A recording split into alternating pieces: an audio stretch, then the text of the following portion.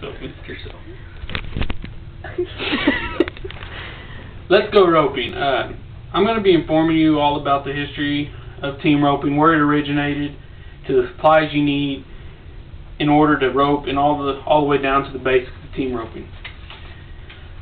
History, a little bit of history on team roping. Is originally called team tying because back in the old days, two cowboys would be out in the field having to rope and doctor cattle. The reason they would take two guys to rope is if they had one cow too big enough for one man to handle. That way nobody would get hurt. Rope and time down, everything would be all right. And then it slowly went into team roping and also a sport.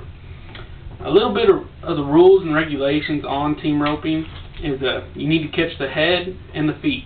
And by doing so, the header's on the left side of the cow, heeler's on the right side of the cow in a box. The cow is in a chute. The header calls for them. They chase him.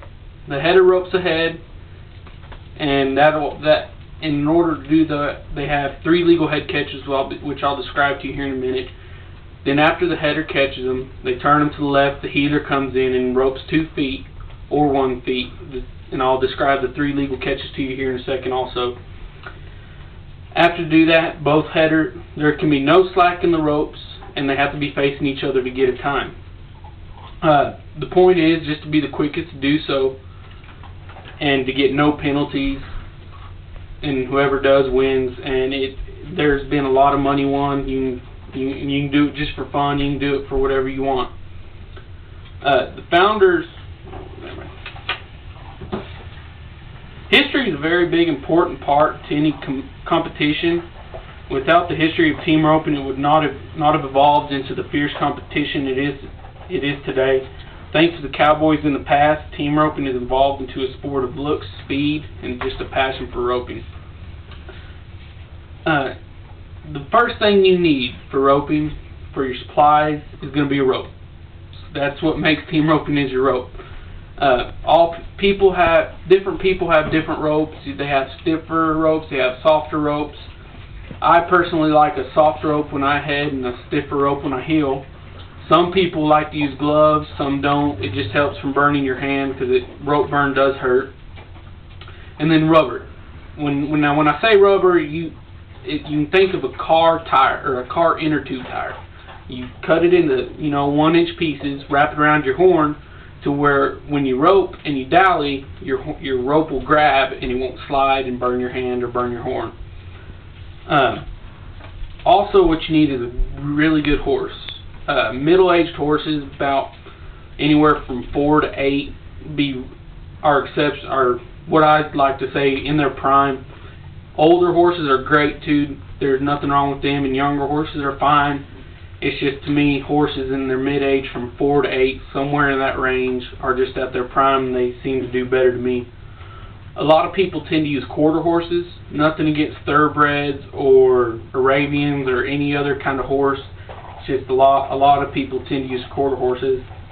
And then also, when you're heading, you don't want a huge horse, but you don't want a little horse. You want a horse at about 15 hands or so. And when you're heeling, a horse from about 13 to 14 hands would probably suit a heater well. And along with horse and ropes, you're going to need your tack. You're going to need a saddle. Any kind of saddle would really work, as long as it's got good enough swells and a good cantle on it so you can sit in it and don't lose yourself. You need a breast collar for when you head. I personally like to use a breast collar. It keeps your saddle from sliding back after you've roped and turned your cow. And a back cinch I like it because it keeps your saddle from raising up and down, and keeps from it just helps in my eyes. And then you also need your bit, your headsaw, and your reins, along with your protective gear for your horses. You can get your overreach boots, your splint boots, your skid boots, all that. Some people think it's unnecessary, but overreach boots have been proven to help and protect your horse's feet from overstepping and cutting themselves. Splint boots are vital. It's almost like a knee brace for when you hurt yourself for horses. That's what a splint boot is. And it's just the supplies you use are very vital. The things we use in team roping are vital when it comes to putting a successful run together to win money or just to have fun doing what we love.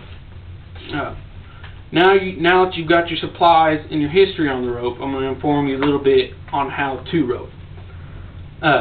When you get your rope, you need to make sure your loop size is just right. You don't want too big or too small, because then it won't work right. After you get your loop size just correct, when you swing, you're going to want to rotate your wrist counterclockwise back and forth like this to get the swinging motion correct. Then when you get your loop size and your swing down, you're going to want to have enough slack from this hand to this hand to when you throw your rope, you aren't up close like this. You have enough room to work and dally. Also, that's just rope in particular. Heading and heeling are two different types of roping.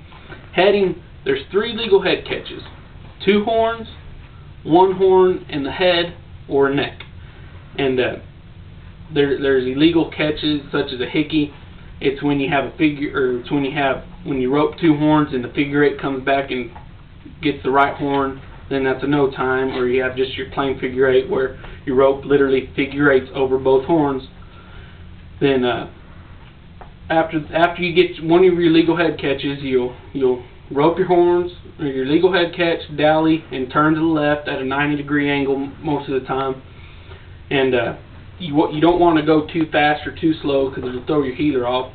And then after your heeler catches, you're going to want to face to get a time. And heeling also has 3 legal catches.